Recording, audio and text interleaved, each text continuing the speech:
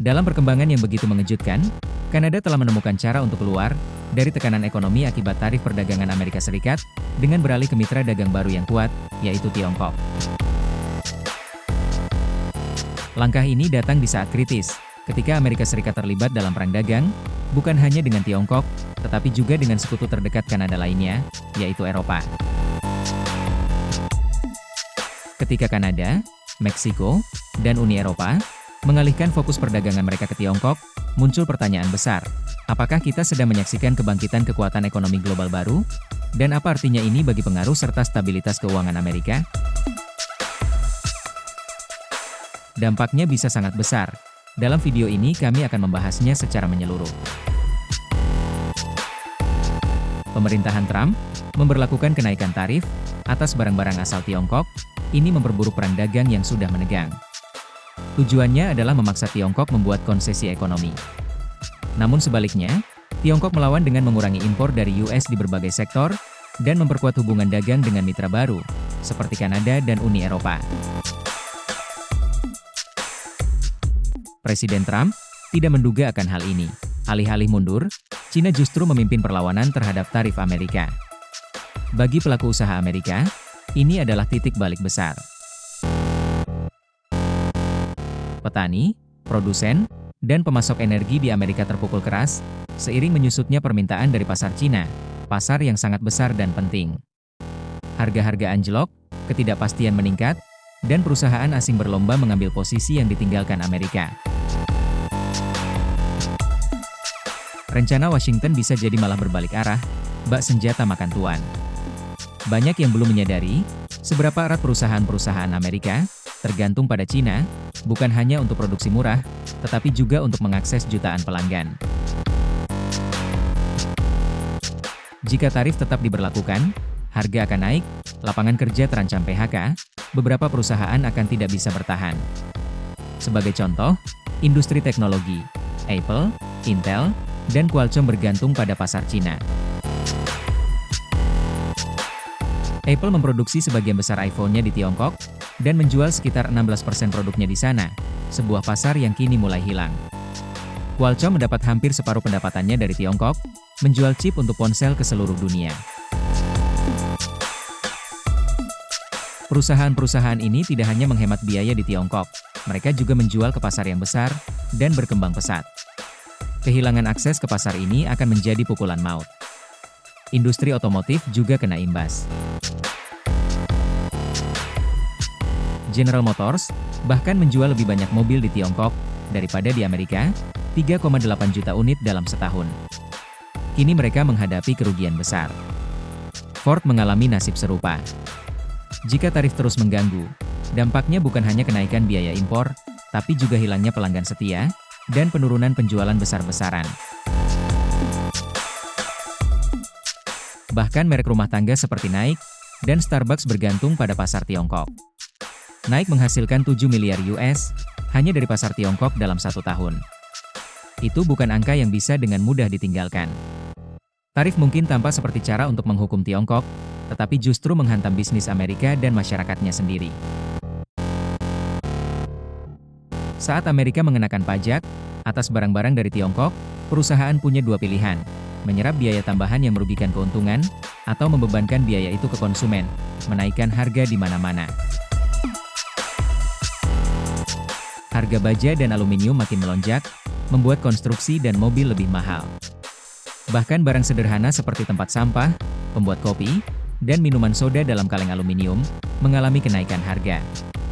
Beberapa pihak berpendapat bahwa, tarif akan memaksa perusahaan kembali memproduksi di dalam negeri, tetapi tidak semudah itu Ferguson.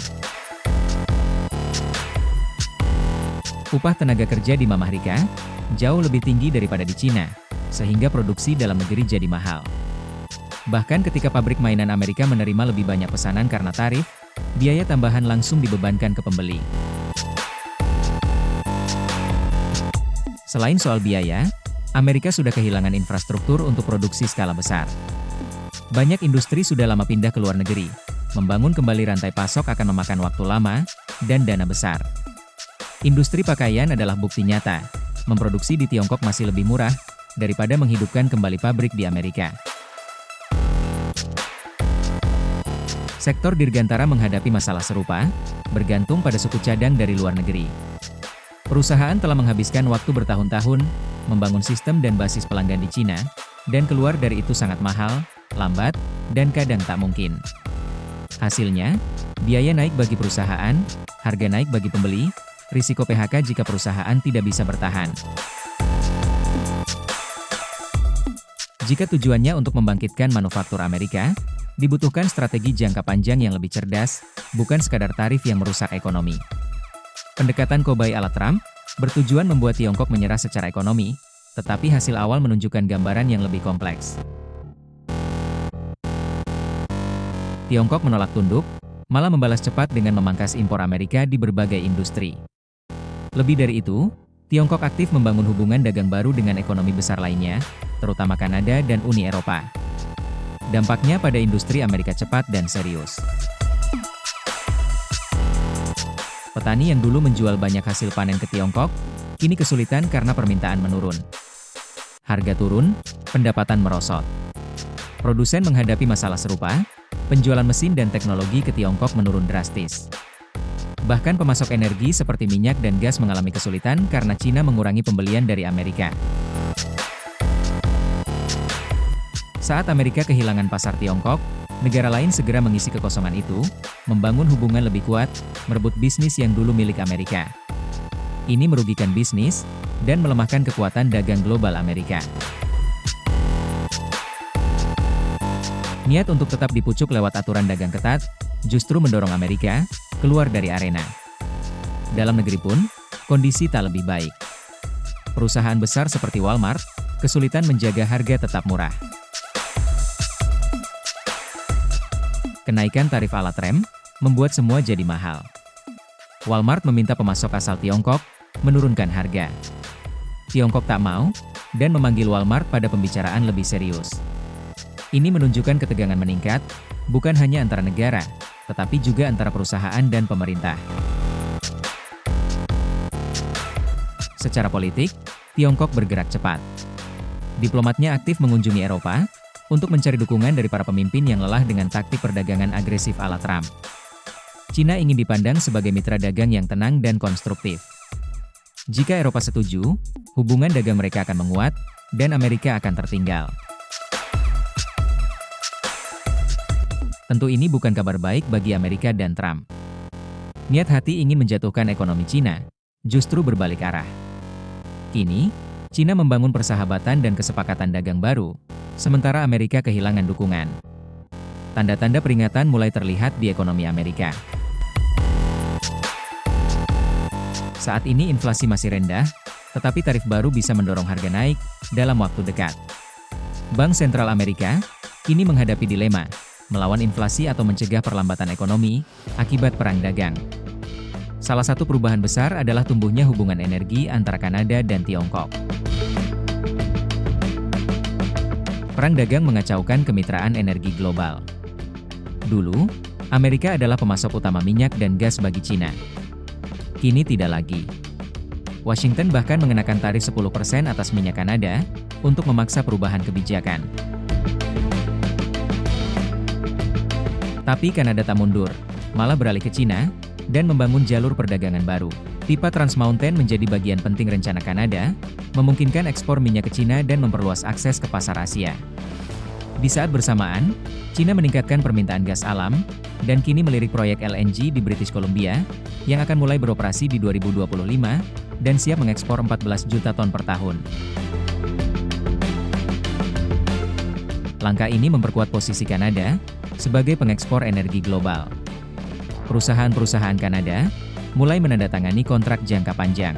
Contohnya, ARC Resources menandatangani kesepakatan mengirim 1,5 juta ton LNG per tahun ke divisi Asia Pasifik ExxonMobil, sejalan dengan tujuan Cina untuk mencari sumber energi yang lebih beragam dan stabil.